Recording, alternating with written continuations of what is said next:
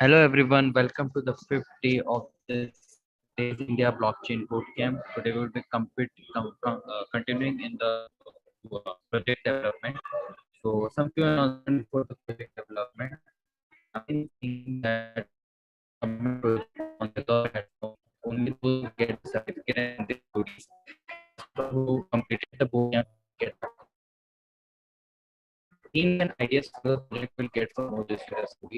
We will also get an idea submission form, also feedback form, survey form. Everything will be available to you in WhatsApp. Also, there's a new group made for you all where you can get mentorship for your project. Remember, one you have to do every submission before 30th of April on the platform. Everything is so easy. You can get submit your project to GitHub. You can, if you have deployed it anywhere else, you can.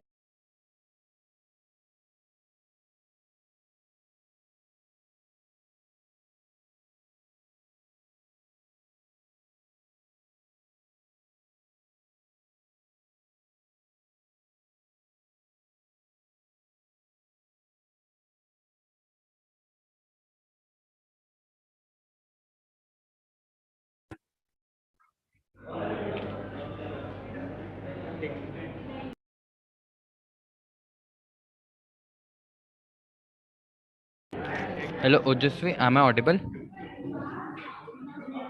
Yeah, last time your voice was very impact positive.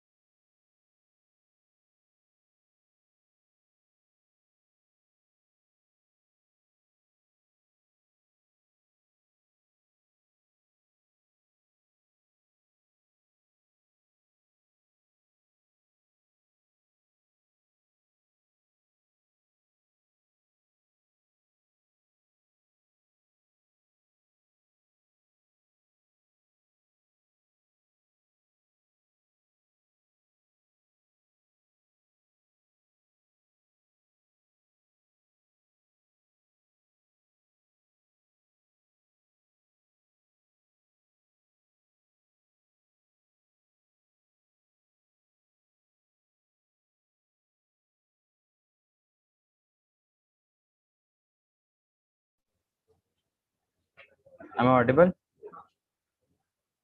Yeah. Okay. So, hello everyone. Welcome to the last day of this TezIndia Blockchain Bootcamp. Today we will be continuing on the project building topic. So, some few announcement before we begin. Regarding that project submission, you all have will get your goodies, certificates, cash prizes only if you submit a valid project on Tezos platform. That is one of the most important thing. For everyone else who have completed the bootcamp successfully, you will get your participation certificate. Your themes and ideas for projects, some suggestions, all will be provided by Ajasvi Rastogi. You will get that. A form will be circulated for within all of you for your idea submission, feedback, and all the survey. You will get all these survey links on your WhatsApp group. There's a group made, namely Tezos India and Code 8, for your mentorship. If you register in the group, if you ask one-to-one mentorship will be provided to you from the Tezos team. You can ask your questions and everything that you have in your mind. Remember one thing, all the submission for these like projects, ideas, survey, everything you have to do before 30th of April. After that, your form will be closed. You can submit your project in form of GitHub. If you have deployed it somewhere, you can give the link. You can you everything that is feasible to you, you can submit in that form. So that's all announcement. With this, we move to today's session. Today is the last session, and I hope you will all find it interesting. Thank you, and let's move ahead. Ojasvi, I would like you to take over the stage now. Yeah.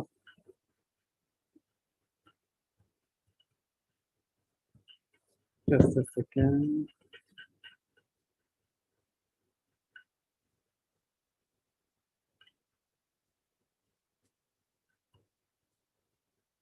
Okay.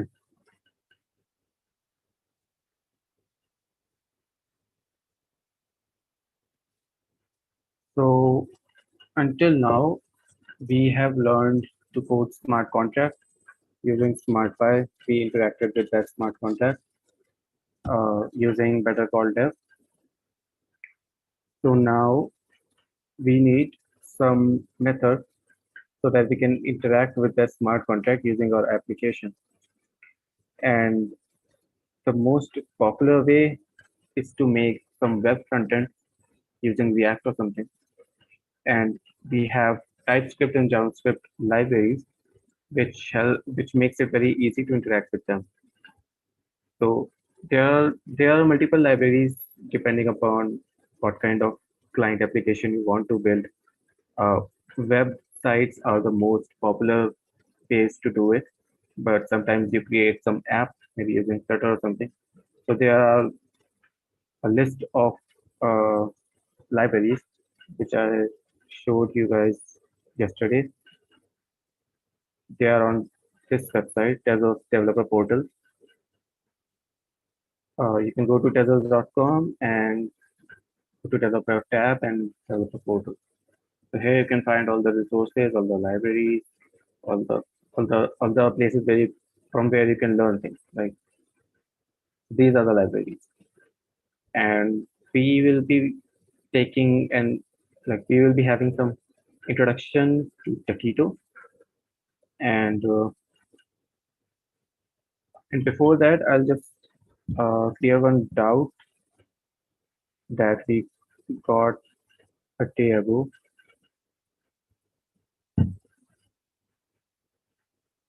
This is again.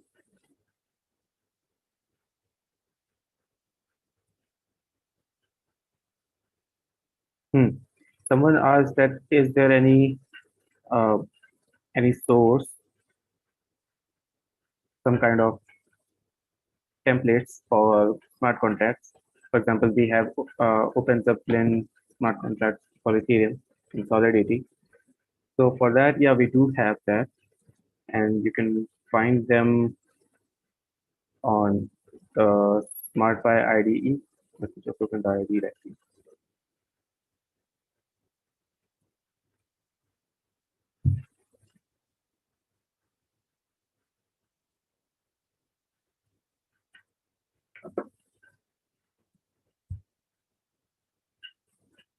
Hmm.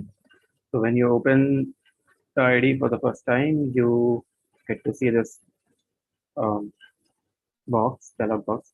And here you can find the template. So you can click here or here, and there are tons of templates here. Well, there are some reference templates from where you can learn. Here are the some basic examples, like a minimal example to just get you started.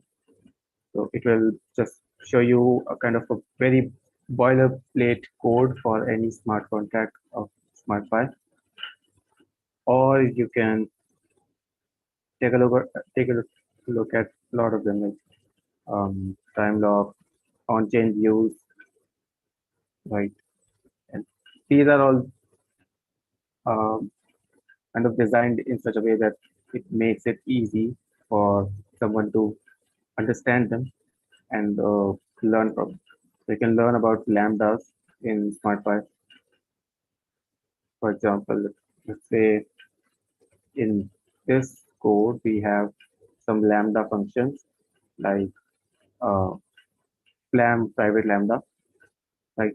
And this flam private lambda is being used in the entry point. So there's a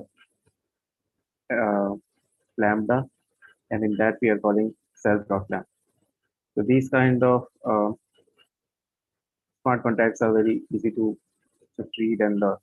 So this is a very great place to learn whatever concept you want to learn. And of course, there are hash function, etc., etc.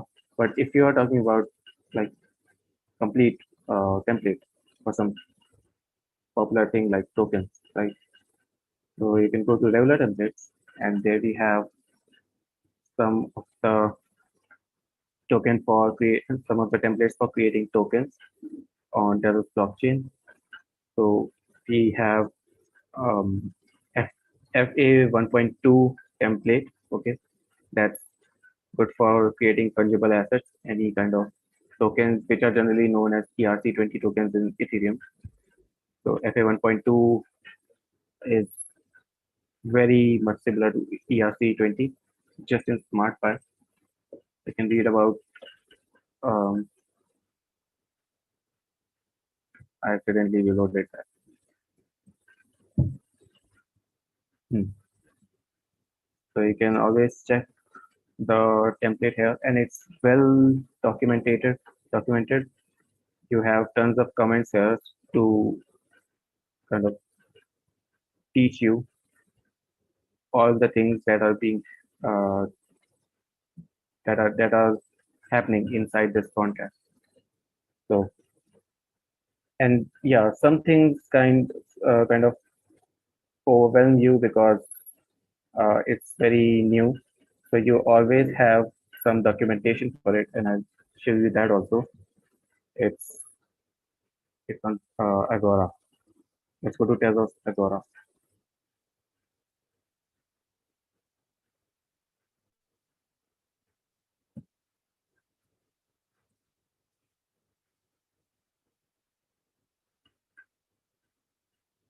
Where is it?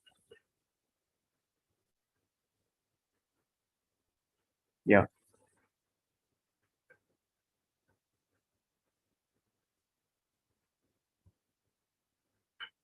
So in Tezos Agora, there are uh, just, just a second. TezosAgora.org. Yeah, there it is. So we can go to tzip. Tzip is Tezos Improvement Protocol, and here you can find all the documentation for many things which keep on happening on Tezos. Okay, so there is documentation for FA 1.2 also. This one, and we can also, I think, get the link from here. Yeah, this is proposed here. tzip 7. We'll open tzip 7, and this is a complete documentation at how to use this smart contract.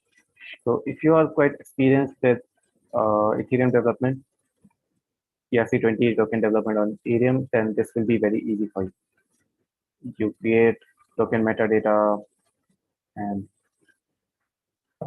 initialize this class, right? And at the end, all of these classes are inherited into a single class at the end. Yeah, yeah. So this is a class which contains all of it. And one thing that I will also tell you, you actually need to read this code before using it. Because if you really want to understand how this template works, you need to at least read this code once. That's the best way to learn it, and that will make you understand all of the ins and outs of how to use it. Of course, you can refer to this improvement proposal, and it will tell you some of the stuff. So the best way to learn it is first read this documentation and then read the code, and that way you'll learn it very easily. Similarly, there's another um, template which is Fa2 template, and um, that's for both fungible and non-fungible assets. So you can read about it at TZIP12 proposal, and you can look at the code from here. And there's also a kind of a guide in SmartPy documentation that um, tries to teach you how to use this template. So you can always check that also. But the best way to learn it is again just by reading the code. This code is quite big, so it will take some time, probably a day or two, maybe more than that.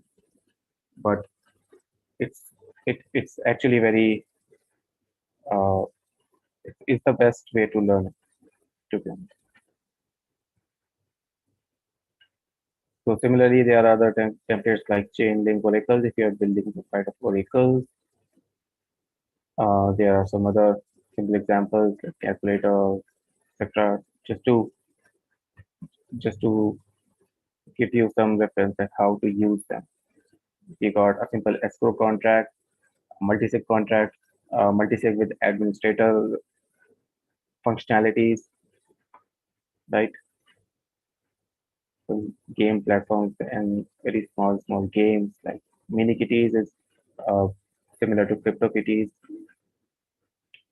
chess game, tic tac toe. So these are the small smart contracts which you can use to read them and learn from them. And wherever you don't understand anything, for example, let's say I just randomly open mini kitties and I find something new. Can we find something new which we haven't seen yet?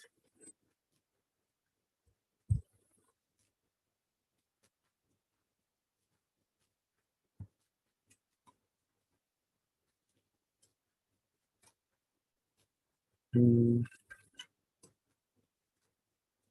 nothing yet.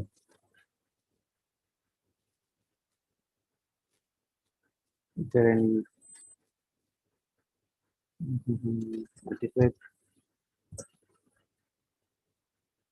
Yeah, set type. What is set type? So you can just copy that sp.set type and uh, search it in the docs. The search bar, just copy that, just paste that, and you'll get a complete documentation of what it is.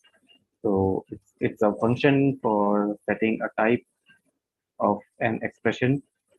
So you just specify the expression and a type for it. And type is something like sp.t record, and into the parentheses you have sp.tnet, sp.t string, and things like that. So there are a lot of examples also. So these are the snippets. We are setting the type of x as sp.int. We are setting the type of y as sp.t string, like that. So yeah, this is the place where you need to go if you need some smart contracts. And you can always read about the documentation of the improvement protocol here. You can get its link from the same place from here,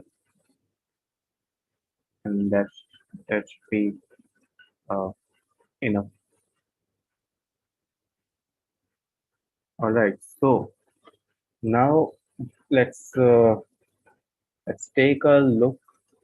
How do we get the storage of a smart contract? I mean, obviously, we can always look at the storage of a smart contract using TZKT. It provides a very good interface.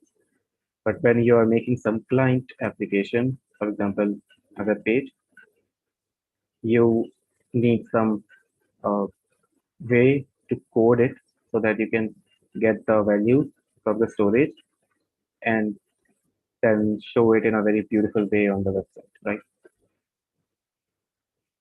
So there are many ways to do it. I mean, EZKT also provides an API for that, so you can use that API to get the storage of any smart contract. Let's look at the API first.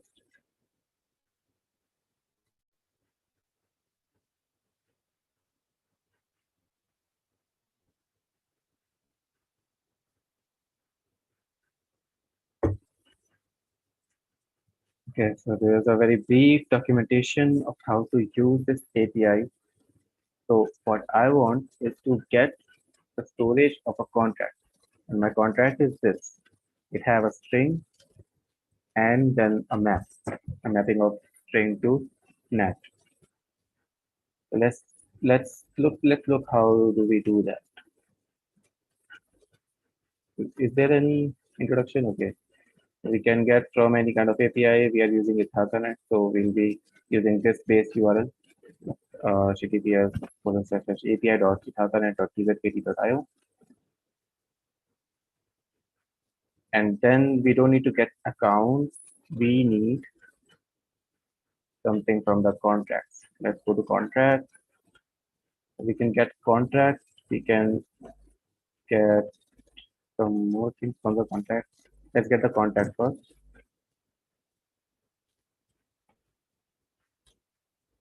So this is used to return the list of the contract account. Contract number, contract code.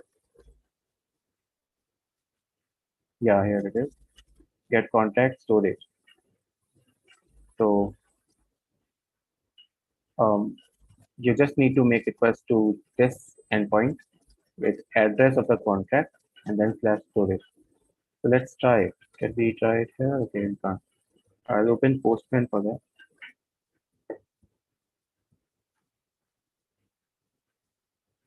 Let me just quickly copy the this URL too.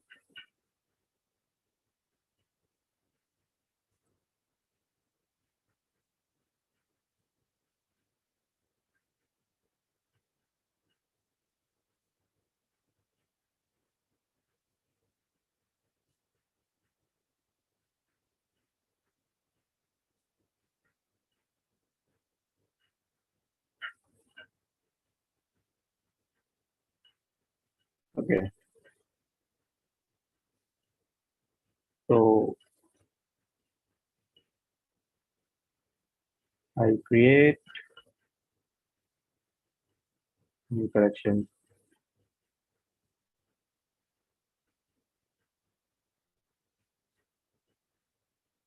But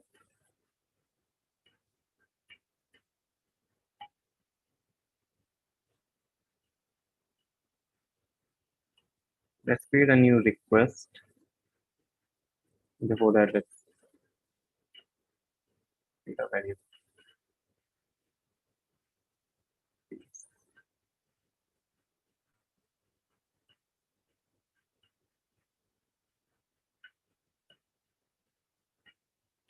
This endpoint.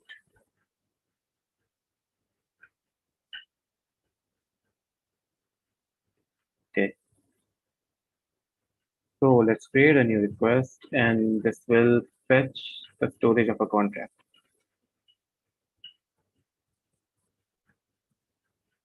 And here first we need a base and then we'll make a request to that endpoint. That endpoint.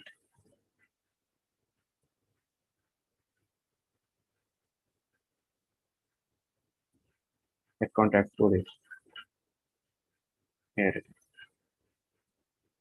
Don't want to make a here I can't. I just have to copy this.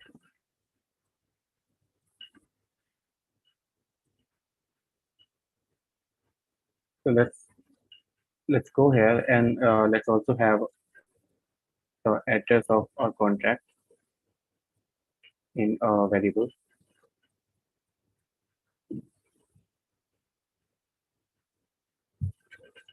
Contract is the address so that we can enter it here for all of the APIs. And let's make a request now. So just like that, very easily you can get the storage of any contract. Here we are getting the question, response easy, and the option. So this is directly fetching from the blockchain, from the smart contract that we have deployed on the Ithaca. And one thing that I'll tell you is this way you can't get all the values of a big map, because here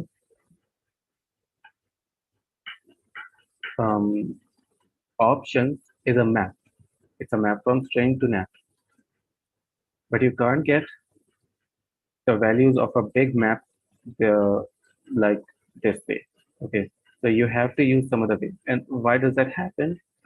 Big maps are optimized in such a way that the way it's coded into the blockchain is to reduce the storage fees that we generally make while we do any kind of transaction.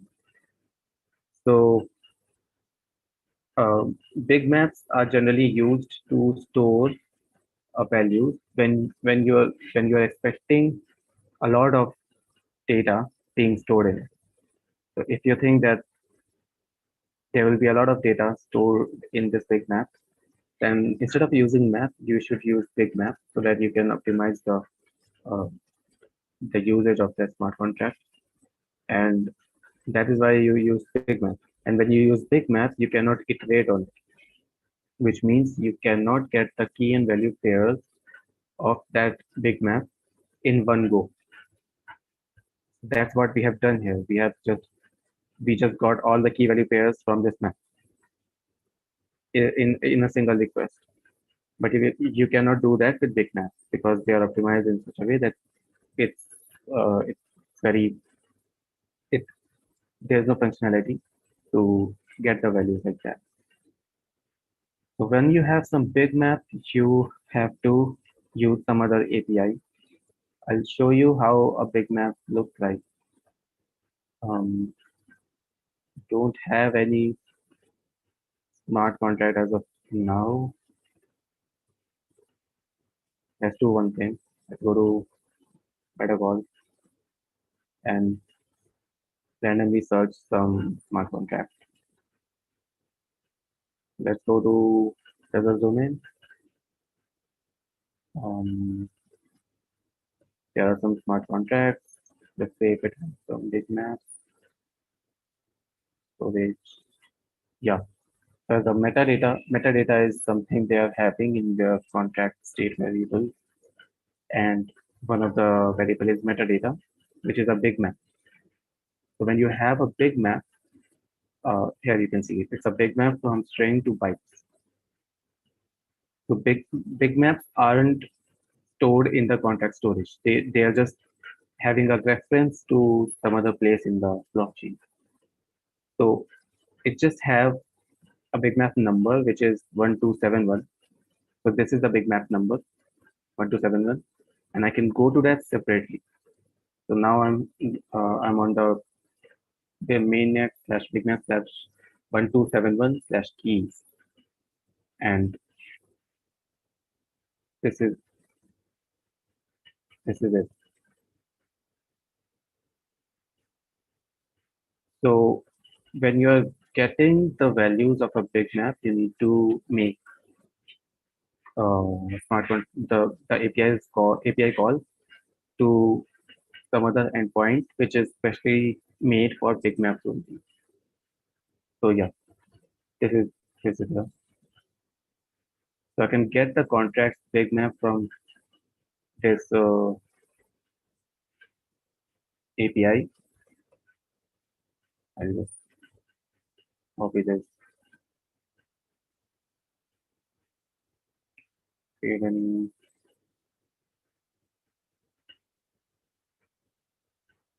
request, get this big map,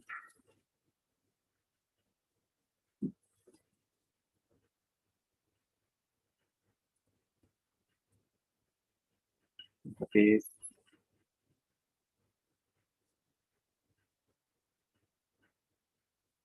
and as an address, let's find some other smart contract.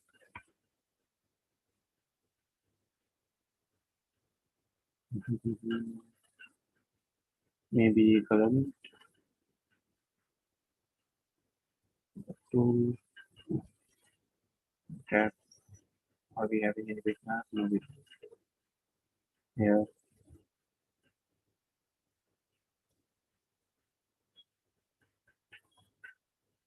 So this is the problem. They have some options map, I think. Yeah, it's a map, options map. And there are 929 items in it. So I think I'm assuming that this contract is holding the current options, and there are currently 929 active options in this smart contract. And sometimes the number of options can get very big. I mean, of course, 929 is also a very big number, but this is what you get when you can iterate on a very large value, very large map. So I'll just minimize that. And we got some big maps also. That's good. So we got some tokens, some token metadata. Token metadata, I'm guessing it would be very large. And that's big map number 860.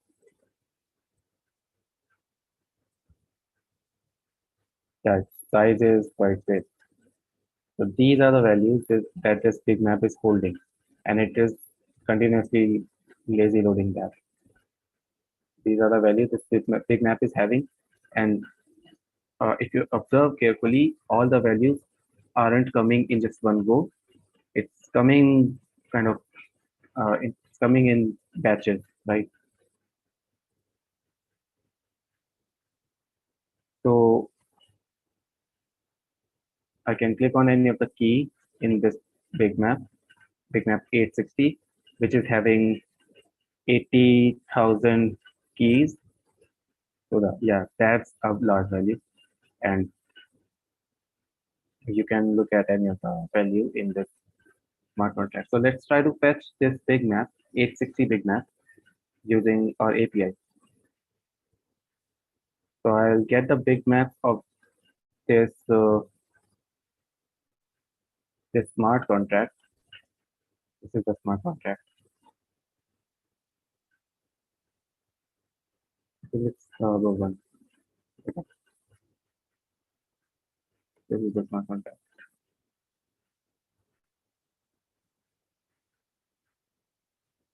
Can we get it? No. Okay, that's because it's on the mainnet. So I should use the mainnet um, base address. This is the mainnet.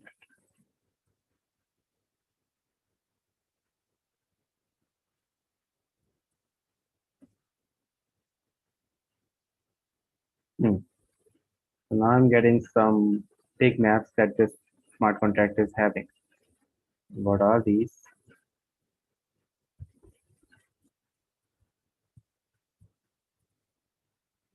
So this is one big map who is having a key type of NAT to value type of some record, and its name is it's 861.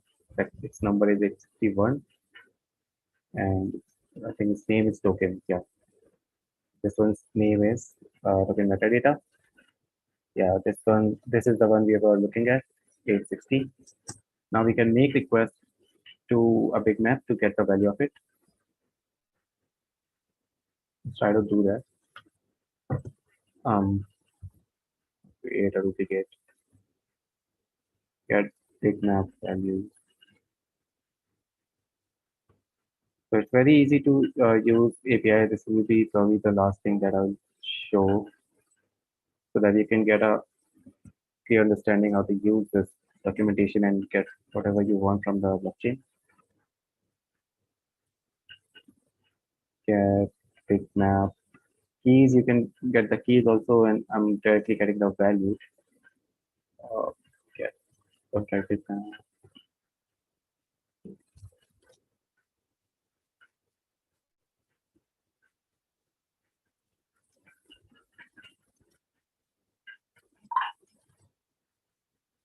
That's it.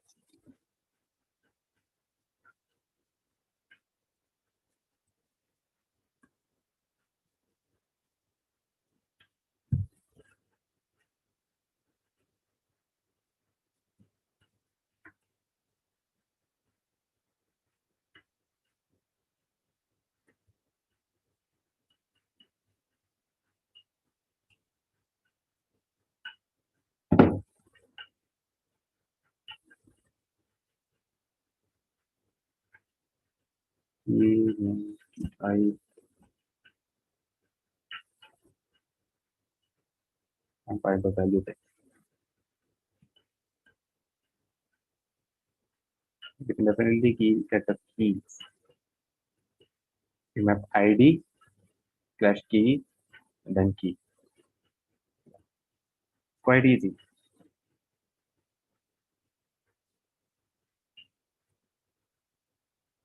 Return the specified big map key.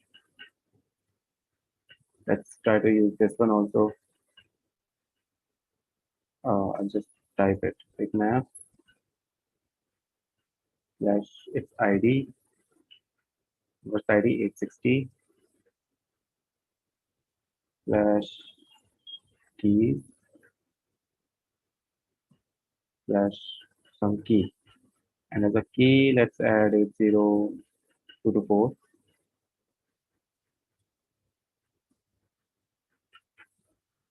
No,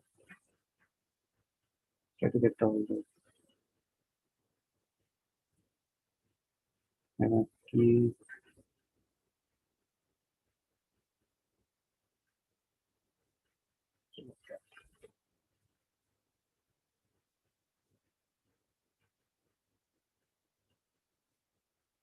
Key is a string, either key hash or plain value.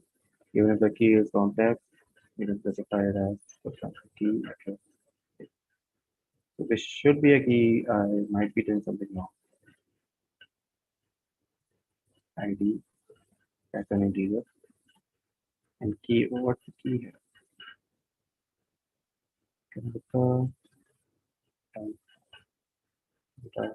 Token ID.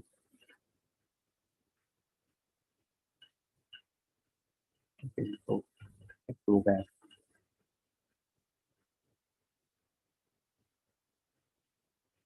Hmm. Pick up the click on token metadata. It maps from NAT to token metadata value. So suppose I'm doing something, doing everything correctly, I think. Key is 8024.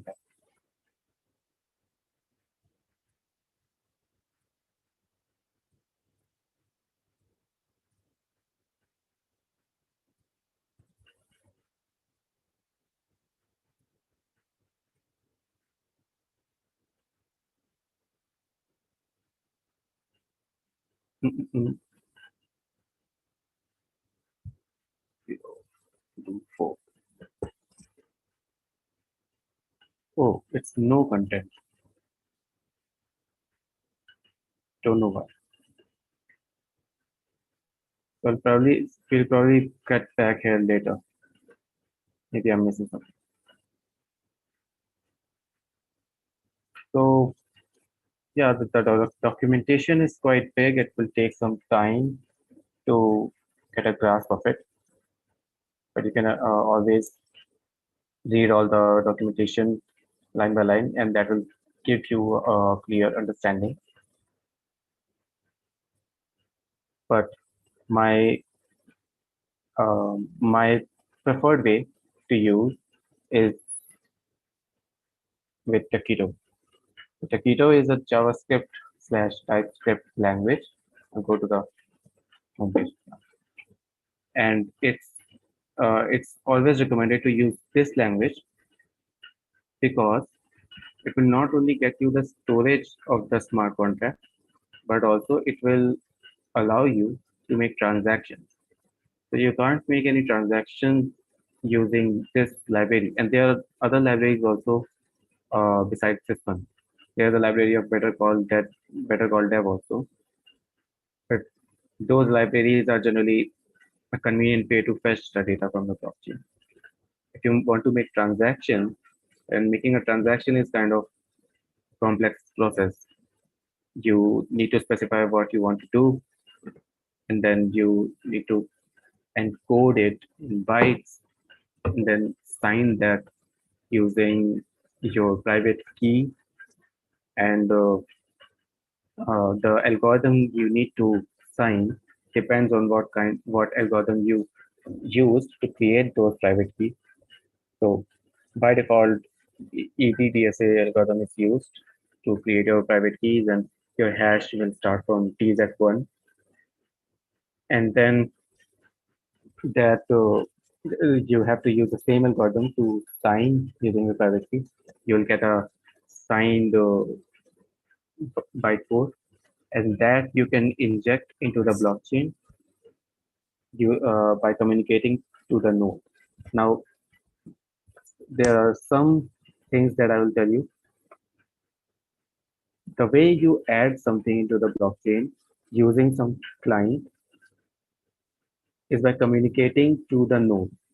So there are multiple nodes, right? And you have to pick a public node. Sometimes you can host your own also, but for just development and testing purpose, you can use some public node. And then public nodes are open for us to make some request to those nodes so that you can uh, do some transaction, send some transaction to the node. And the protocol we use is RPC. So when you use this library makes it very convenient. You don't have to worry about any signing or anything, any algorithm or something. You just have to call some functions of this library, and that will allow you to make transactions. So I'll show you how we can use it. So we can go to quick start, and I'll just show you how to set it up. So um, I hope you guys know TypeScript. If you don't, then don't worry about it because it's very similar to JavaScript. Its working is quite similar to JavaScript. You just have to install that library in your project. Let's say you're making it with React, so you install it using npm install Taquito, or if you're using Yarn, you can Yarn add Taquito. And once you add Taquito, it will be good to go. So whatever uh, TypeScript file you are using, for example, this is the project that we are having. So here we have a folder called SRC where I'm keeping all the TypeScript uh, code. Currently, I'm having just one code, index.js, and I've initialized this TypeScript project using the command tsc under -fn init. That will initiate your TypeScript project, and then you might need to configure some things in that tsconfig.jsm. For example, the things that I changed was, I mean, you can look at the project when we send the repository. Okay, and I've set the out there to /disk, which means when I'll compile this TypeScript code to JavaScript, it will be um, saved in this folder. So this is a simple JavaScript TypeScript code which I wrote, and when I compiled it, it was compiled to JavaScript and it's here. So you don't have to write this one; it will be automatically done by the compiler. You just have to write this one. I'll explain how it works. So once you import Kakito, the first thing you need to do is obviously import the toolkit of it. So you can just import it using import toolkit from Kakito. Okay, pretty similar to JavaScript. And then you need to initialize a client variable through which we can do everything. So every public node has some RPC URL to which you need to communicate. You can get the list of all these RPC URL using this link. So this is tezostakito.io/docs/pushstart, and here you can click on this link and you can get all the list of RPC URLs you need. So there's a public RPC for mainnet, there's a public RPC for hands.net for Ithaka, another one for mainnet, hands.out Ithaka. So we are working with Ithaka. So this is the URL we need.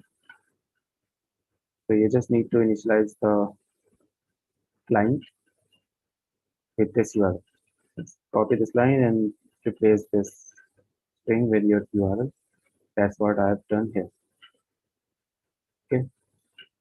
And then I've just created a simple constant to keep track of um, our contract.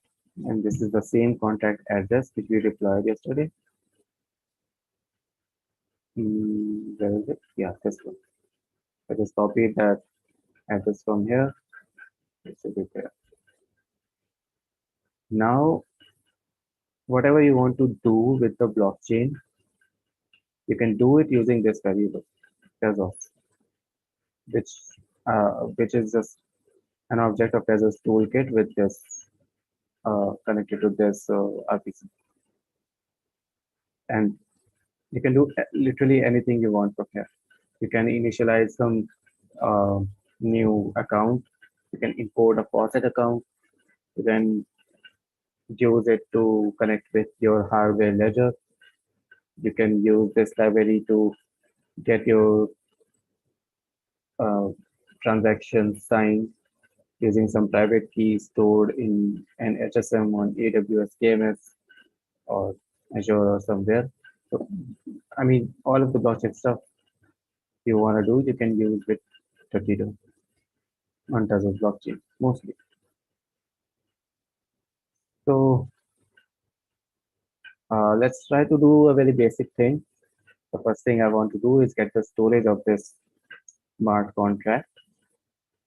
So I'll try to store this. I'll try to get the storage of this smart contract, right? So how do we do that? So yeah, if you're using TestBridge, you can set up provider as a sign of TestBridge.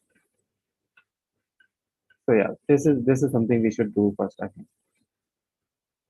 So I'll comment this for now. Also, so what we are trying to do, I'll get a balance of any address. So this is the code for it. Just copy it. This is Tezos in small letters, and it's referring to actually capital. Keep it capital. So I can go to tezos.tz and then get balance is a function of tz, and in there you can pass any address. Let's input my address here. So in Daga, I have this um, yeah, I have this account which we created yesterday, which we imported from a faucet yesterday. I'll just paste it here instead of println. I use console.log,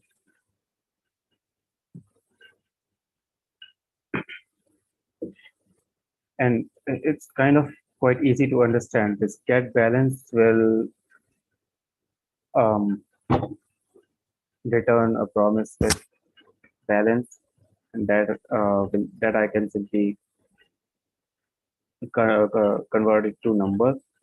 Initially, this balance will be big number, so I'll convert it to number using two number function, and then I'll divide it by 10 to the power 6 to convert it to test. So by default, it will send it in new test. So we need to convert it into test, and if there's any error we'll catch it. So let's call this a function. Okay, it's already been called. Let's try to compile it. TSP is used to compile, and when I compile it, the code will be updated in the index.js, and now I'll just run that code using Node.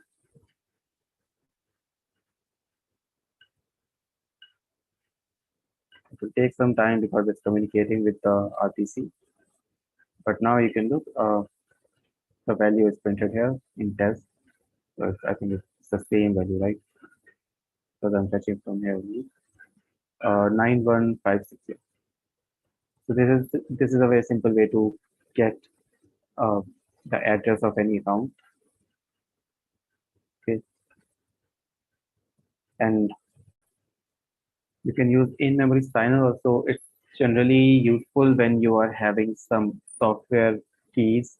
So instead of using any wallet or something, you can do it with in-memory signer, having your own software key. You can import any faucet account. So you just have this JSON as faucet key that we imported from the faucet website, and then you can simply call this import function. And now, yeah, let's do this thing also once. Let's try to transfer. So we have this much tokens in our faucet account here,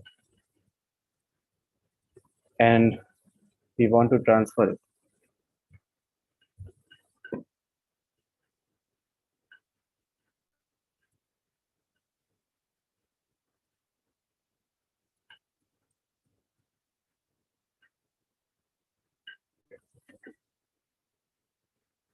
So we are doing some basic stuff here. We are just um, creating an amount called creating a constant called amount with value 2. So we are trying to send two tests, and we are creating address, and then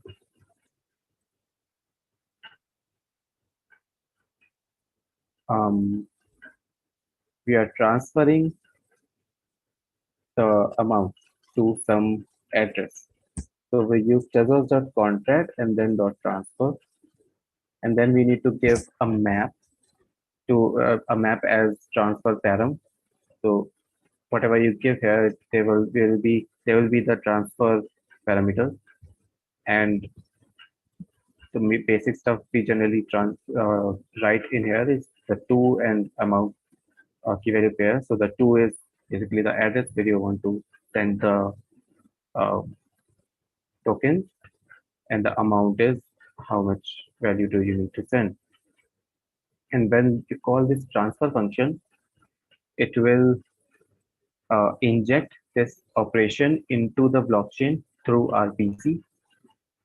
Now RPC will kind of try send this transaction to the mempool. It will be taken by some baker, and it will be minted into a block, and then the block will be added to the blockchain. So this is the whole process and it takes time. So whatever is happening with your transaction, it's called an operation. You have injected an operation into the blockchain. And when you create an operation, you also get operation hash, which is to uniquely identify whatever is being done on the blockchain. So if I try to get the operations of my smart contract also, these are the operations. The first operation was to just create it, and then we added some options of yes and no, and then we voted on it. So these are the operations. And you can always get the operation hash. This is the operation hash. You can copy it from here. So whenever you create an operation, even if it's added into the blockchain or if it's in just the mempool, it will have a operation hash.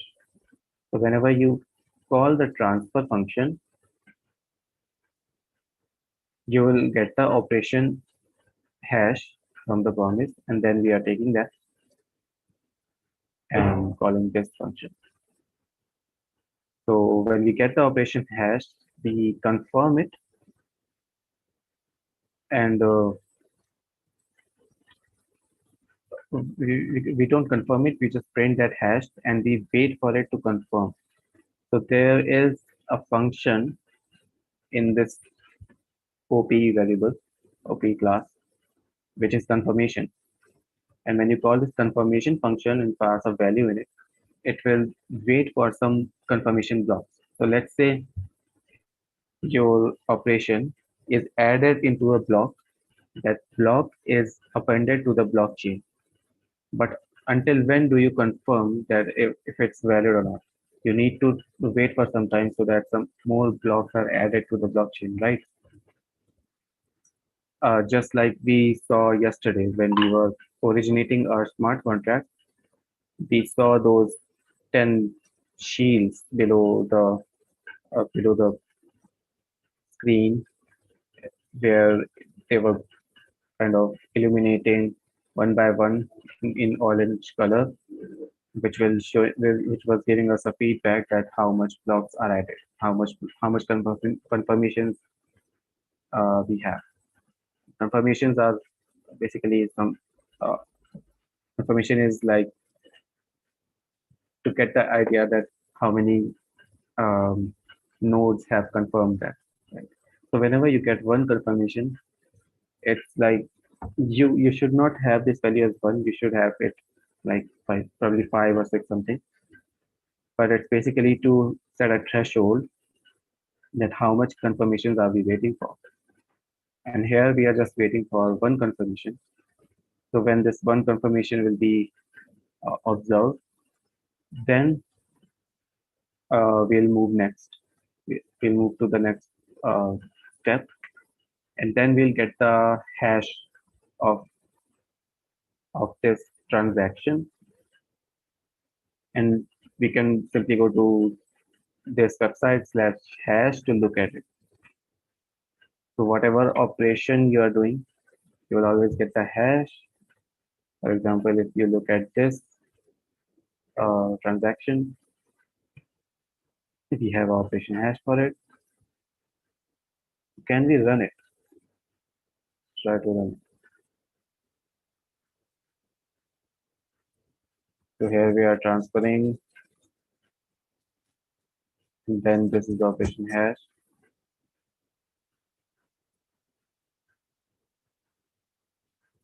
You can do the same thing in your project.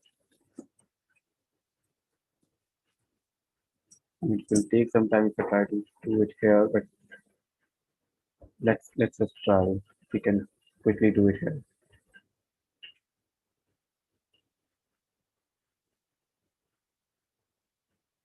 Hmm.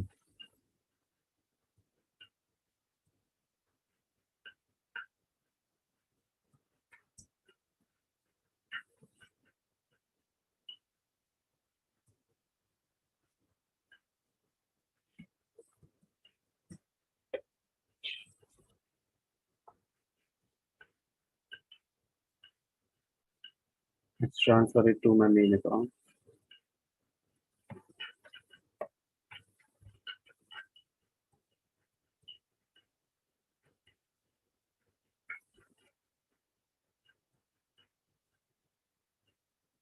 Contact transfer, conversation. See if it's working.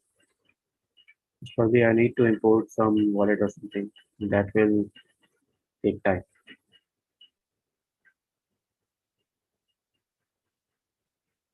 Yeah, there's no sign up. I have to set up a sign up. Okay. Um, is there a fast way to do it? Let's let's create a software sign up. Okay, let's do that. So now what I'll do is I will get the private key of this account, which you should not do basically. You should use Beacon Wallet or something to integrate it with that. But I need to set a sign up. Okay. So what's the error? I'll tell you the error. I was trying to make a transaction, but nowhere in the code I have specified that what private key do we need to use to sign it, and what uh, what method should we use to sign it. I haven't specified any of it. I just initialize this variable and now I'm directly making a transaction, which we should not do, right? So I need to set signer for it. Let's do that, and let's do that with a faucet only. I'll just create a new faucet account.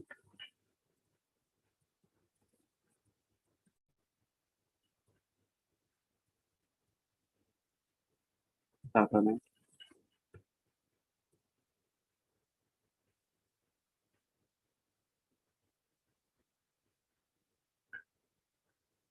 This is the key. Paste that here. Faucet equals. I just got the key here. Now I'll set the account which will be imported from this faucet, and that code is also given here. So we just need to call this function import key, and I'll probably need to use import key from here. There's a ticket sign up, so I need to import that. Import key.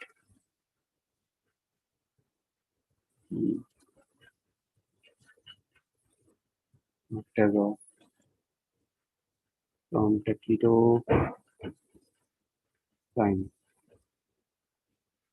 So I imported this import key, and then I'll use the function to import this faucet key into this as a toolkit. So that way, the account which we get from this faucet key will be used to sign the transaction when we are doing with this toolkit. So we just need to import it using this function, import key.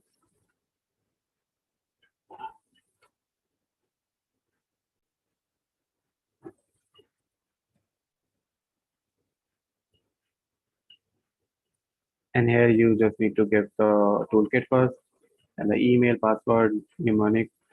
These are the mnemonic, and we are basically joining it with a simple space so that it becomes a whole sentence, and then the activation code.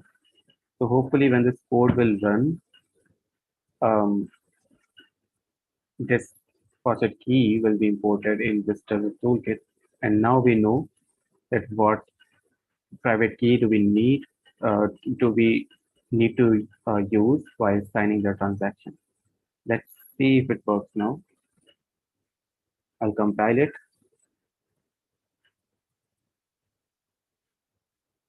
and then run it. And now it's doing something. Okay, so the operation is sent Let's try to quickly go and look at this operation. It's not like this. Probably it's not with the node of TZKT, so we'll just wait.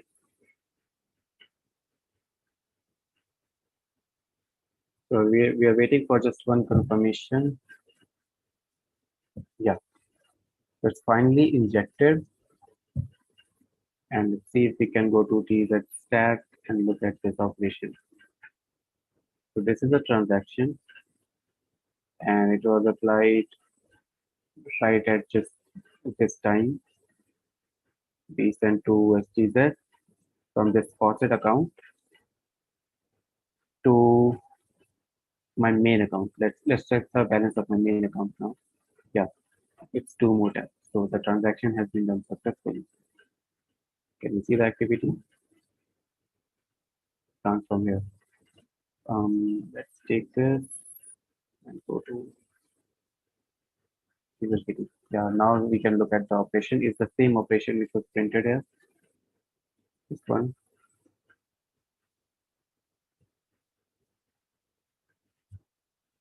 We come here. So this is the transaction. We have just done the transaction using our code. Now, when you are dealing with the real project, when you have a front end with React or something, you won't be importing a new faucet key every time. So what you generally need to do is use a beacon wallet so that it can take open that dialog box which we saw, and it will give us multiple options to select a wallet, what kind of wallet do we need to use, and there the user can select Temple wallet and do the transaction. So there's a documentation for that also when you have a beacon wallet. Yeah, this is the thing. How to use a single instance of beacon wallet. So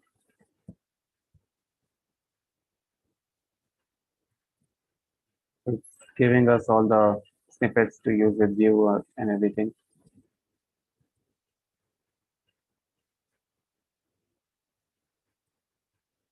Wallet sign up. And yeah, you also have Ledger. Yeah, that we can do with the code for now, but it will take some time to set it up. So you can always, if you have a hardware ledger, you can always look at the documentation. But mostly it's not needed. Mostly you just have, if you are building it with a web interface, you have a kind of a browser extension or something.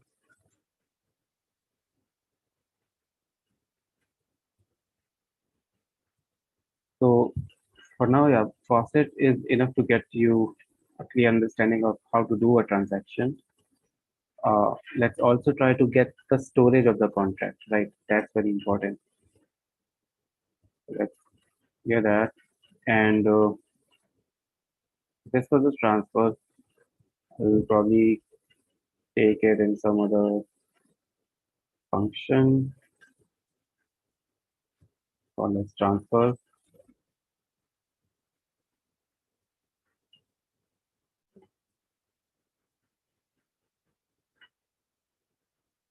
And in the main one now, let's call this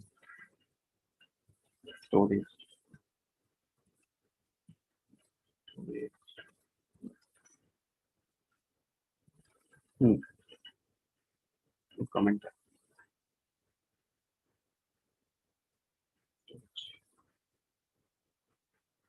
So when you need to get the storage of smart contract, you know, always come to the documentation and search for that. Loading the smart contract storage, single map, storage. Let's go to storage directly. No, I think we should not put it. So check.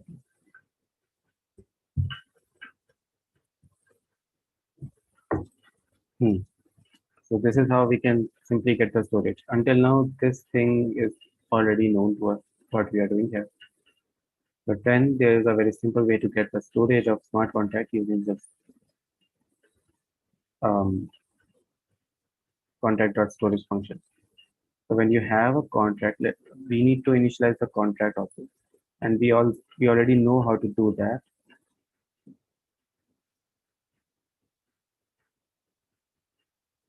Tezos contract, Tezos.contract, right? Um,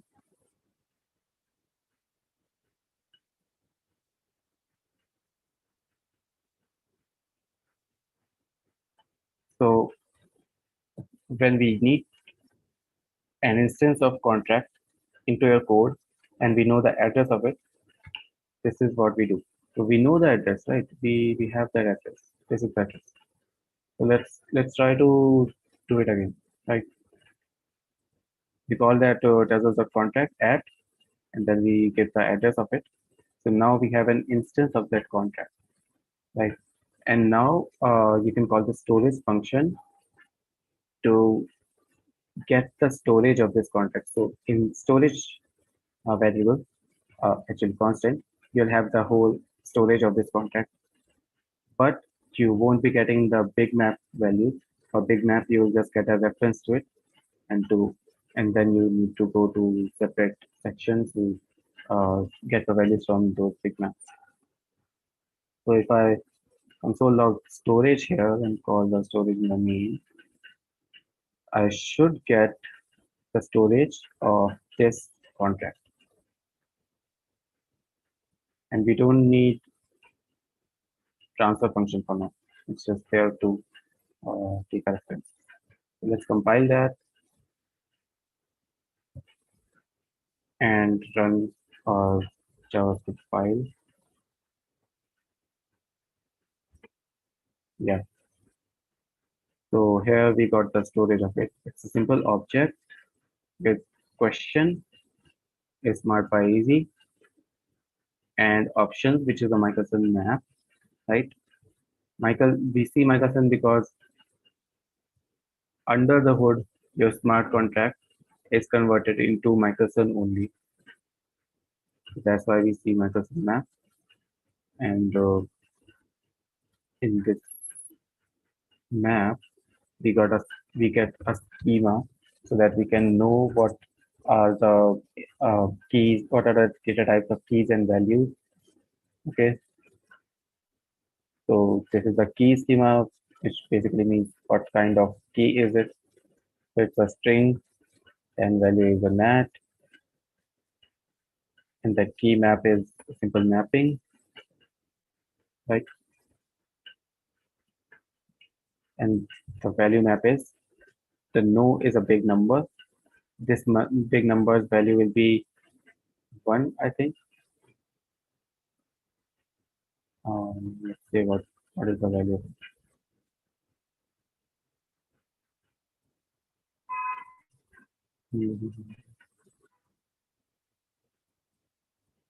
storage? Yeah, it's 0, and the value of this big number will be will be 1. This is how you can simply get the storage using Taquito. It's quite, I think it's easier than calling the API again and again, and it also uh, makes it quite maybe centralized or something, because you are making the request to the servers of keys at KT, their public server. That can clog them also.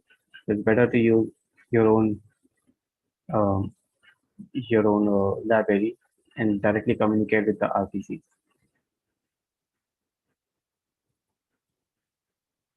So yeah, this is how you can get storage. And at last, let's also look at how to call the functions of a smart contract.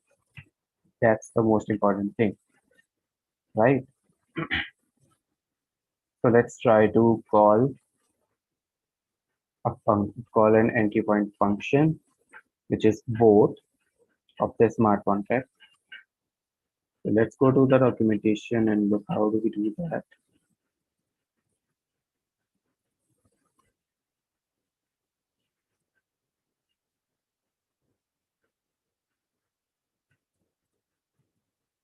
smart contract interaction. The first thing we need is to load that contract, right? So we already know how to do that using the add thing, right? Where is it? This. We got the contract like this. And then we need some, we need to get some parameters. So let's look at the code, what is being done here. So we got the contract as C, then it's doing something. We can inspect the contract method and data type using this thing. So they are trying to look at the contract method and its data type using this function that we don't want. We simply want to uh, make a transaction by calling a function. So they are doing this here. So they got the contract from this add uh, function, and then they are calling the entry point function of that contract using this line. So you simply have contract.methods that will give you all of the methods, and one of the method in this smart contract is called increment. So they just call increment and then input the value. It's that simple. So they kind of created an instance of the function being called, but they still haven't sent it. So we just send it using the send function. Let's try to do the same thing here, and let's create a separate function for that, const vote, and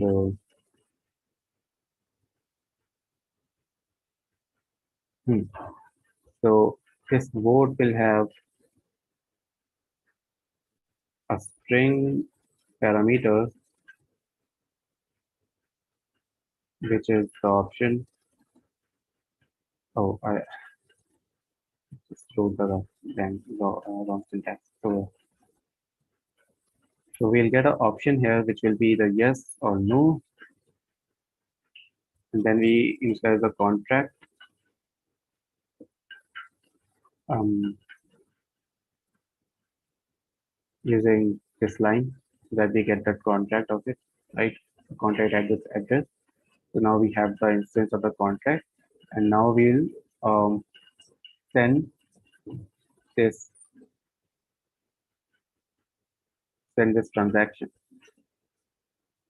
So it will be an operation hash which we will be getting. Let's call it off hash, and that will be await contract dot methods. Yeah, this is it. So we are getting the method. We are calling the vote function. We are sending the option, and then send it. That will give us the off hash. We can console log that.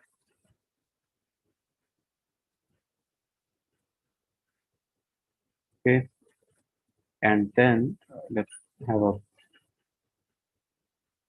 okay. There is no hash. No problem. And then we need to wait. Yeah, we need to wait while it's confirmed.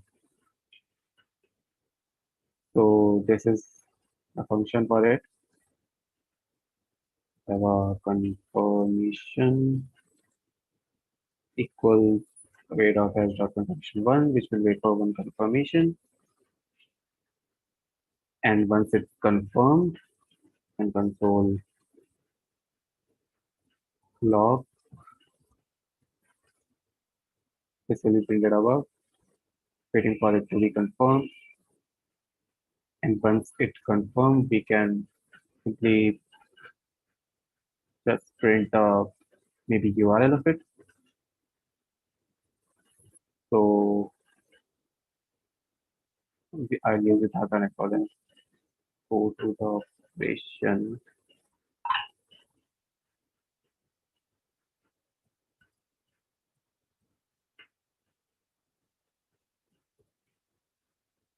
And the same console log here. Don't need this.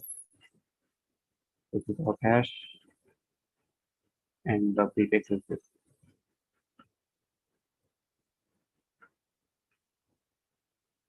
Okay, so this should be enough to make a transaction which will vote something in this smart contract using the account that we imported using this faucet key. Okay, and I think in return we can simply return the confirmation. So let's try to vote. Yes, let's see what happens.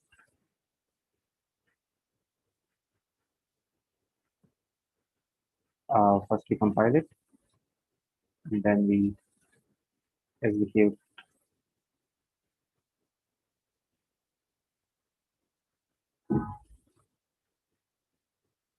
Okay, so the transaction has been made and injected. This is the operation of it.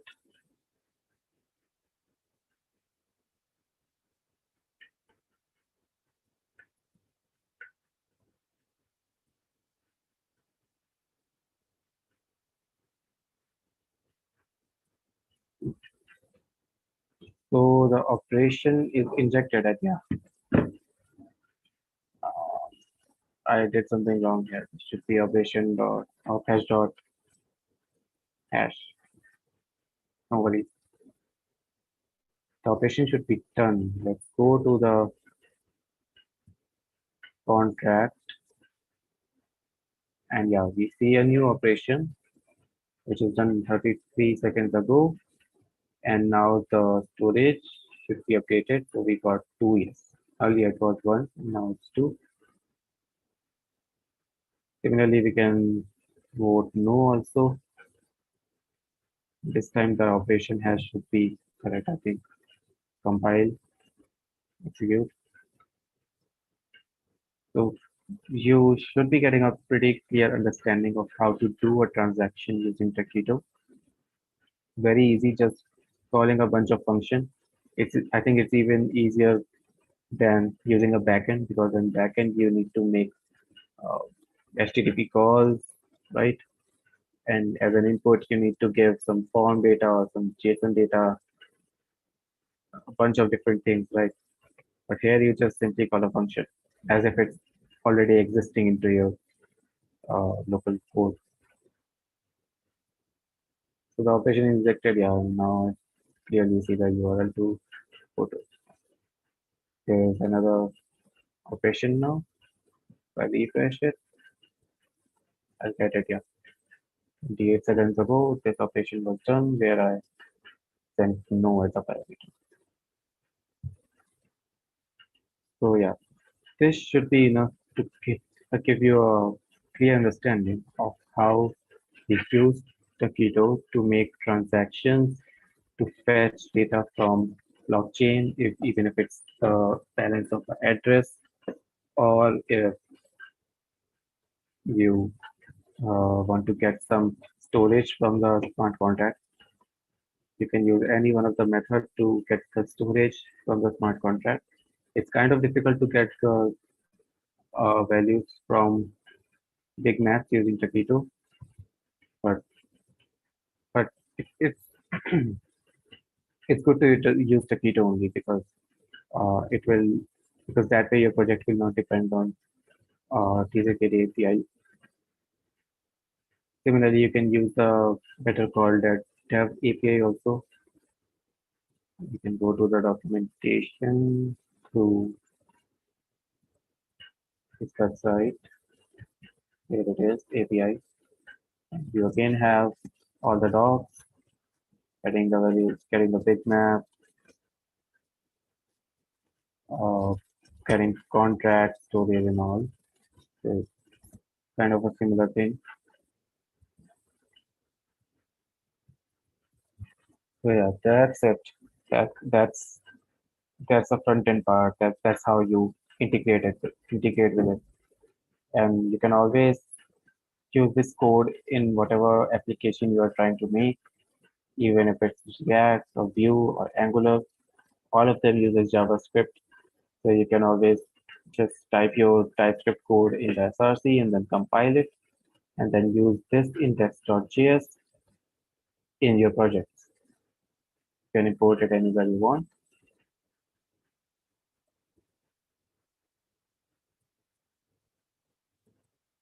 So that was the integration part. If you have any questions, I'll start taking it.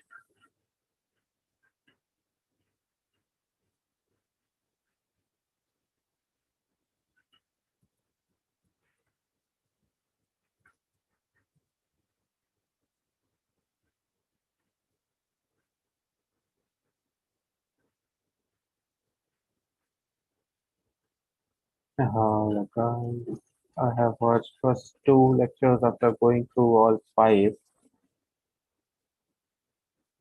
I will do the project. Yeah, good idea. Are you looking forward to it? Okay. So I don't see any questions. If there are any questions, you can type it in the chat. Hi, your tutorial was inspiring, but the audio quality is very bad. Can you please use a headset in future? I'll use not just a headset. I'll completely buy a new microphone. I know about the quality of the audio. Thanks for the feedback. I'll buy a new mic probably uh, in the future, and maybe a camera. I don't know.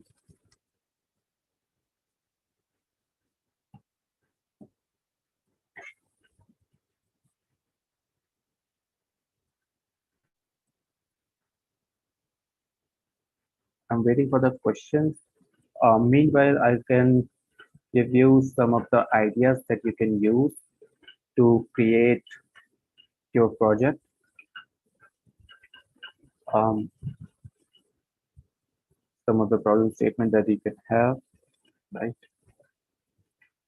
So you can make on any of the theme, whatever theme you want. There's no restriction in the theme, and you can make any kind of any project you want, and it would be great uh, if it's actually quite mm, or quite unique with some rare concept or maybe. But still, I can give you some of the basic ideas that I currently have. So you can make a kind of a crowdfunding platform maybe. So in that you have a you have basically two types of users. The first one are the people who want some funds.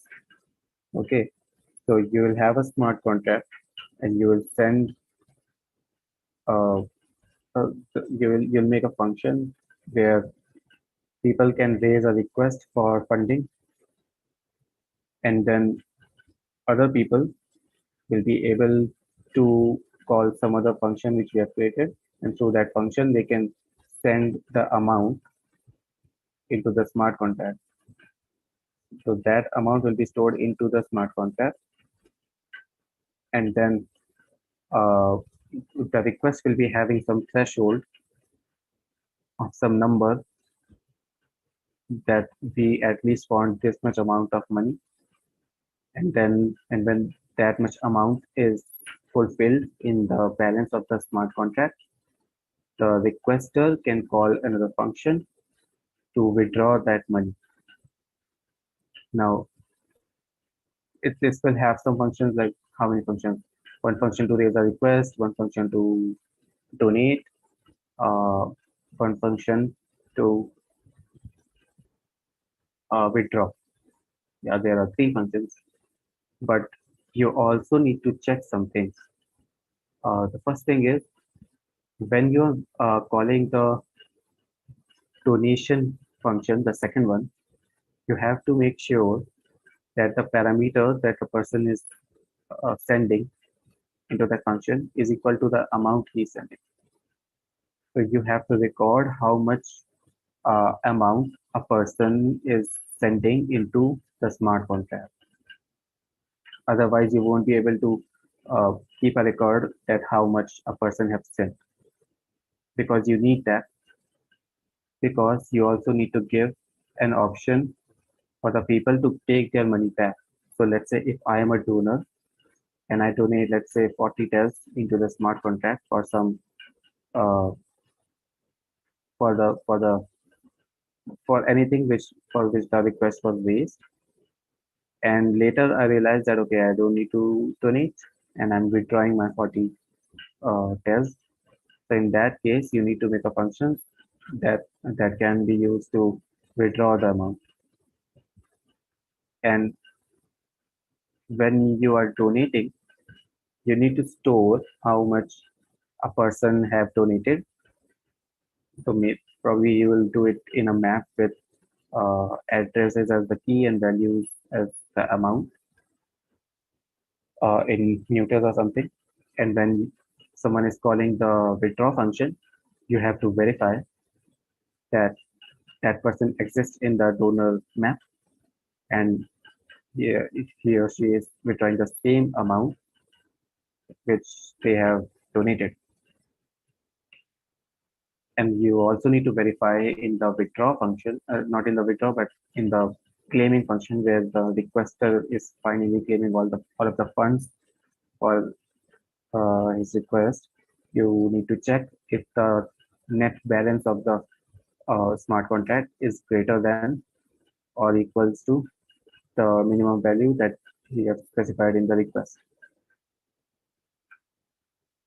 Yeah, and you can also put some flag variables maybe to kind of uh, store whether your contract is whether that request is active or not, whether it's already claimed, right? So that sort of stuff. So it will probably have 4 functions in total. That's one idea.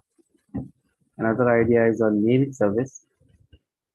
So in naming service, it's like a it's like you are creating your own names instead of your wallet address. So what you need to do is you will make a smart contract um, in which it will be having some a map of address by a string, and it will hold the registries of whatever names you have bought. So as a user, what you will do is you will send some amount into that smart contract, let's say $10, 10 TELs, and those 10 TELs will be holded into the smart contract. And in return, it will generate some string against your address. So let's say if I'm a user and I want my address to be named Ojasvi, so um, I'll call a function in it that will be called probably registered. So I'll call register function and pass my string, which is Ojasvi, and I send some amount, and that amount needs to be verified that if it's the same amount which is actually needed. Let's say that's 10 TELs. So I send 10 TELs along with the parameter of the key, and that way the smart contract will store my name along with the registry. So now the map will store my address and the value of the string which I sent. So that's kind of that's a handy way to just you know send your friends your just name, and they can always look up in the smart contract to get your address. So it's a convenient way to use to kind of identify different people by their name instead of uh, some address. And the owner of the name will also have the permission to transfer it to some other address. So let's say I have some address A, and I'm switching to some other address as my main wallet. So I need to transfer that name to some other wallet. So how do we do that? I'll create a new function, and in that function, I need to specify um, just an address. And that function will first of all verify that the caller, the sp.source is equal to, yeah, also it will also have a parameter of the name, right? So then it will verify if the name, the value against that name, which is the address which is stored in the registry, is equal to sp.source, which is the person who is calling that function. And if both of them are equal, which means it's actually the owner of that name. And then I'll also pass a parameter of uh, to which uh, wallet address do I need to send it. So that function will simply replace the value of my previous address with the new address. And that way, I have kind of transferred that name to some other wallet, right? So that's one permission a owner will be having. And also you can create a new function for deleting that also. So let's say I'm done with the name that I had, and I probably want some new name or something, but I want to delete my name from the registry. So I can simply call the delete function, which will be in the smart contract, and then pass the string. That what string do I need to delete? It will first verify if I am the owner or not, just like the previous thing. And if I am the owner, it will simply remove that key value pair from the map. Quite simple. And for all of these projects, you'll be making your own front end, way you want, whatever framework you want to use, maybe React or Angular, Vue, or maybe plain HTML, CSS, JavaScript, whatever you want. And um, from there, you can create a complete user interface to show the storages that, okay, I am this person, I'm connecting a wallet, and when I connect a wallet, it will show my name by fetching it from the smart contract. And then I'll have the options to transfer and everything. So if I click on transfer, it will ask from me the parameters, a parameter of what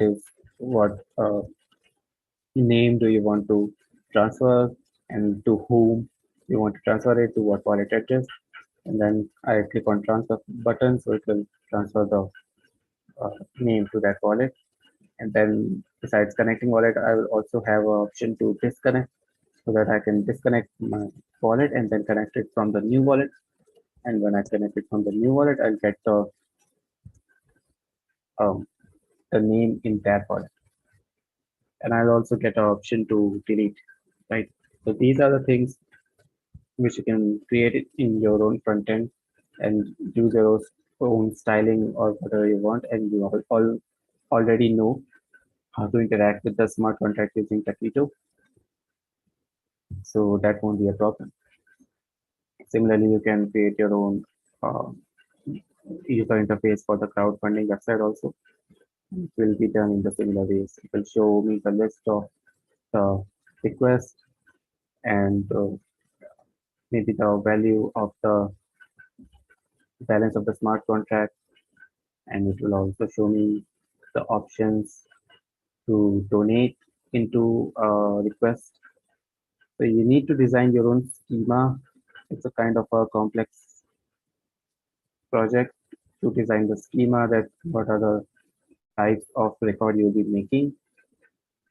But you have any previous experience of general web development uh, in using some, basic uh, frameworks like the databases like SQL database or MongoDB, etc. You know how to make these kind of schemas and what values you need to store. So it's very similar in the smart contract also. You just need to create a bunch of maps with records and everything, and you can use the same process in the smart contract. Another idea is just create your own token. So we already saw the FA 1.2 uh, template to create fungible assets. So you can create your own token, a simple ERC20 kind of ERC20 like token uh, with some total supply, right? And it will be within probably someone's wallet. It will have its own transfer function. It will have its own burn function, and all of that is specified in the FA 1.2 template. So if you are trying to, if you will learn that template, it will be very easy for you to make your own fungible asset. So you can do that also. Or if you are quite experienced with NFTs and everything, then you can use FA2 also. However, it's a relatively big or smart contract, so it will take some more time to learn. And of course, you can create your own voting system also. But the one that I made is a very minimal voting system, which just have a single question in a smart contract, right? But a complete voting system or kind of a more functional voting system is, first of all, there will be a set of admins. Here, there is no admin. Here, the person who is just deploying the smart contract have uh, the option to specify the question, nothing else. So we can generalize it. We can create a list of admins, and the admins will be having the option to create new questions, right? And the options of those questions, but other people, the general people, won't be having any option to create new options or create new questions. Only admins can. But then they can always vote for those options. So that's one thing they can do. Um, you can also optionally check that if a person is not voting twice by storing each of the person who is voting for a option. And you can also make it like if a person wants to be an admin, they can raise a request to become admin. That will be a separate request. And then it will be a kind of poll only. So a person raises a request to be admin, and the other admins will be voting yes or no for that person, that whether he should become the admin or not. And if majority of the people vote yes, then that person will be added into the admin list and the poll will be ended. And the admins will also have some option to resign from the admin list also. So these are the functions that will be required in this project. You have you have a list of admins. So the first function will be to create questions. It will verify if the sender exists in the array list of uh, admin, and then there will be a function to create the options for a question. So it will take two parameters. The first parameter will be the question, and the second parameter will be the option, and that option will be added into that question. And then there will be a function to vote, so anyone can vote on um, the poll. Then there will be a function for raising a request to be the admin. That will be a separate function, and in that function a new voting list will be created, and in that list there will be a separate question that whether this person should become the admin or not. And on that poll, only the admins can vote. So there will be a function to vote for admin, right? And in that function, you first need to verify if the caller is an admin or not. So if it exists in the admin set or not, and if it does, then it will probably increment the value of yes or no, and it will also check if the number of votes are done by all the admins, and if it is, then it will take the decision, right? If 50% or more have voted yes, then it will be added to the admin list. Or if it's no, then nothing will happen, and the poll information will be erased from the smart contract just to save space, right? Mm, and yeah, at last there will be a function to resign from this admin. So these are the projects which you can make.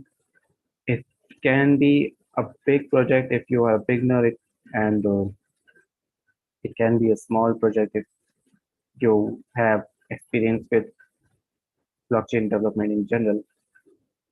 But still, it will be very fun to make any of these. Or you can think of your own idea, of course, which will be somewhat uh, on a similar level to these ideas. And also don't forget to make some kind of front end to integrate with it, right? So that it's very easy to integrate. I mean, obviously you can always go to better call, but that's for developers. If you're making some application for general public, you need to make some good UI for it, right? So these are the ideas. If you have any questions, feel free to ask here. I'll wait for some time.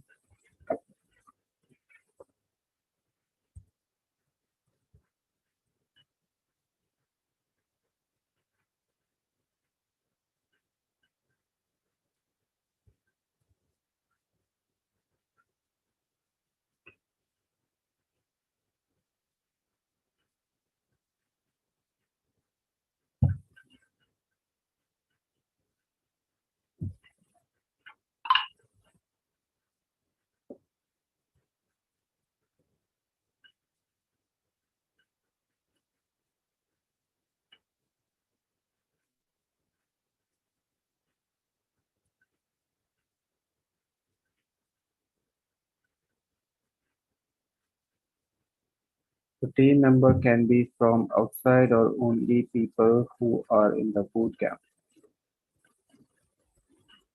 I'm not sure about it.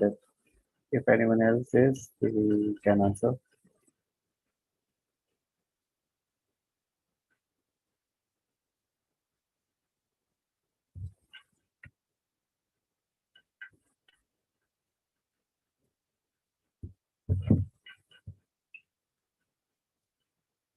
Okay, you have sent it in the group also.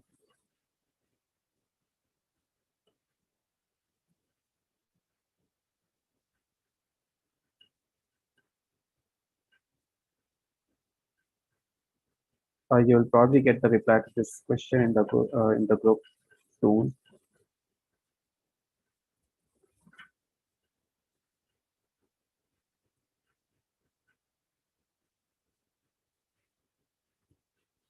If there are any other questions related to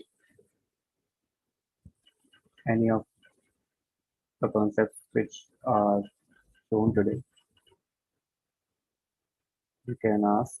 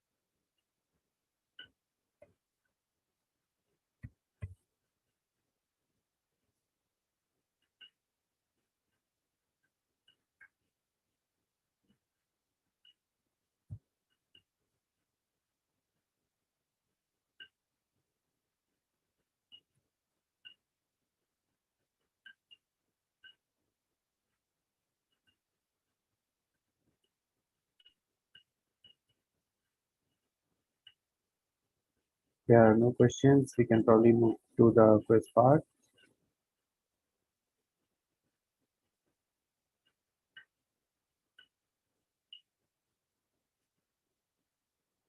Right.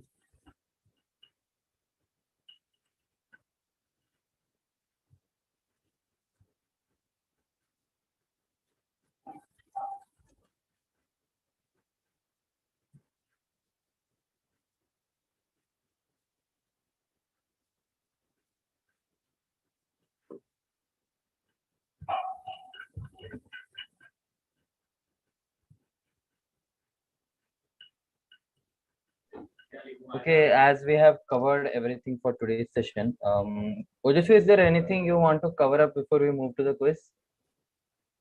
Um, Not exactly. There's just one question which is in the chat. I'll just cover that. Do you have any idea about the TezIndia fellowship? No. Uh, I'm also waiting for that, but I don't have the idea currently.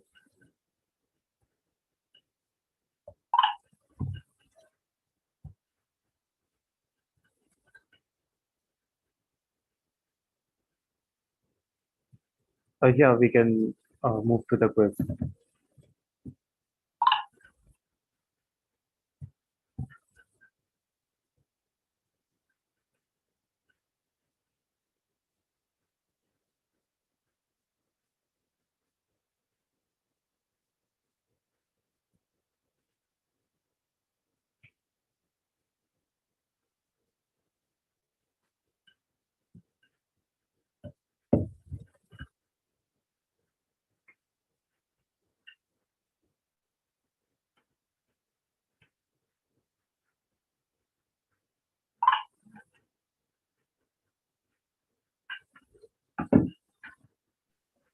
Ojasvi, is there anything you want to cover up before we start moving to the quiz? No. Okay, Yeah, things let's are done. start with the quiz. I'll just share my screen. Just wait.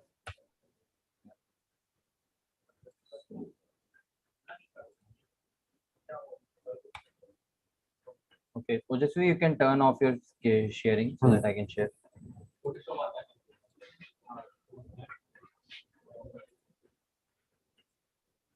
So I guess my screen would be visible.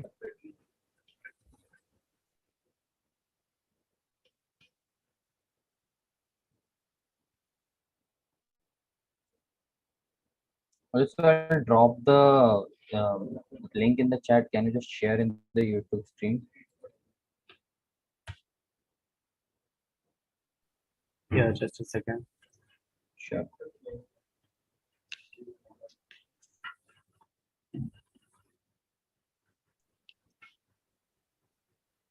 Shared it.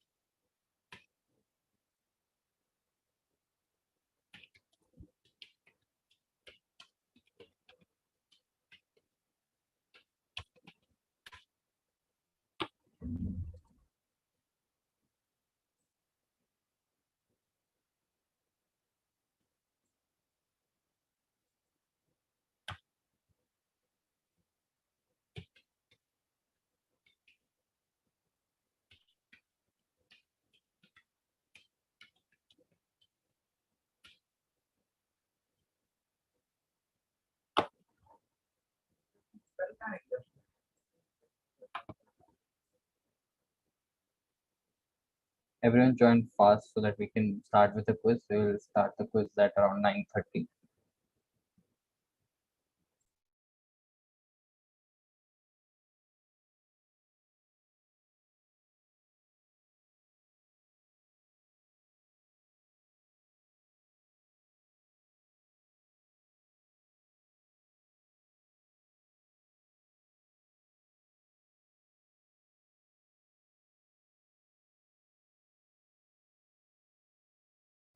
So just a reminder regarding the project submission. Regarding the certificate, goodies, and the cash prize, you will get those only and only if you have submitted a valid project. By valid project, I mean that your project should be a copy paste. It should be a there should be no plagiarism in the project. And second thing is that your project should be based on Tezos platform only. You shouldn't build it on any other blockchain technology such as Ethereum or anything else. Third is that if you haven't if you are not if you're not doing the project but you have completed the boot camp, then you will get the participation certificate from our side. There is no issue in that. And next is the themes and ideas. I guess Ojasvi would have already shared the themes and ideas for your project. You can go beyond that also. There is no such restriction that you have to do in that only. Okay, next is that there will be some forms circulating within you in the groups.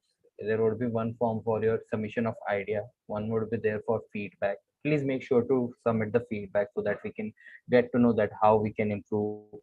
And there would be another forms of survey. There will be some survey regarding any questions. Please fill that. It will be good for us. And another thing is mentorship. There is a particular dedicated group for mentorship. Ask your doubts there. You will get personal one-to-one mentorship from Sethos side.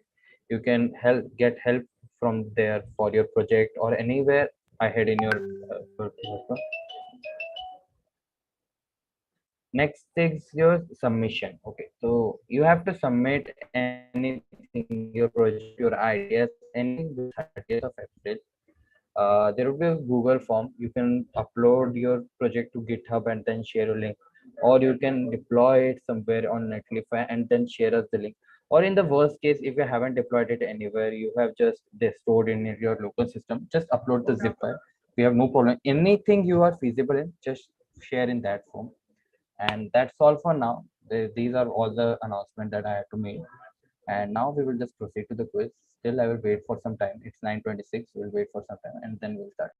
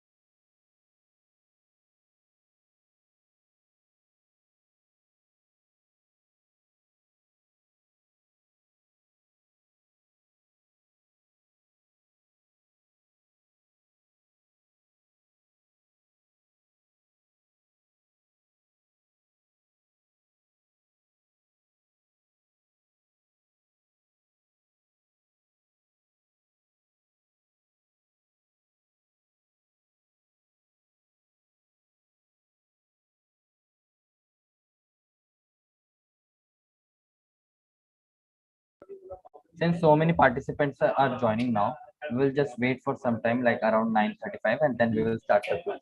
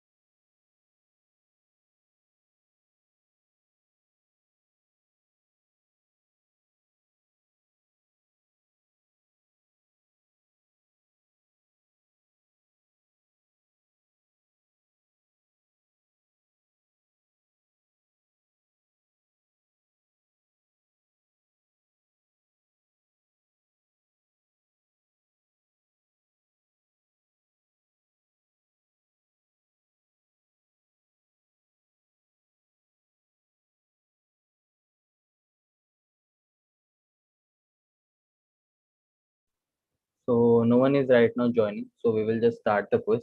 All the best to everyone. Try to ace the board today. We will see you after the quiz. Let's start the quiz now.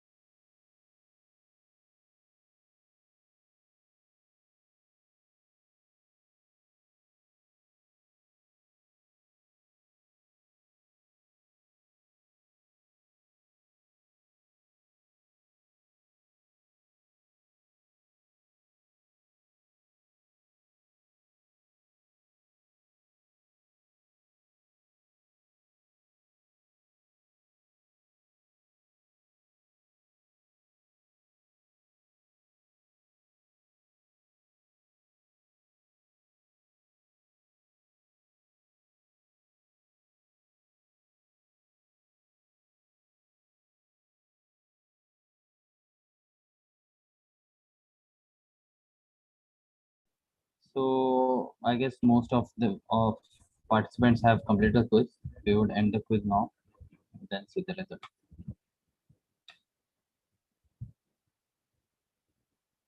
So congratulations to Shubh Jain for acing today's leaderboard, followed by Manjunath and Siddharth Das, I guess. Then all the top tens are Shishank, Piyush Bedi, Mayank Panda, Subhanshu, Ayush, Kevin Jaramillo, and Aditya Rane. Congratulations to all of them. And one more reminder that please submit your project, a valid project, like on Tezos platform. It is very easy for you to, like we have seen it in the boot camp. It is very easy to build on Tezos platform. And all the best everyone for your project. We will all be very interested to see your projects. Thank you everyone.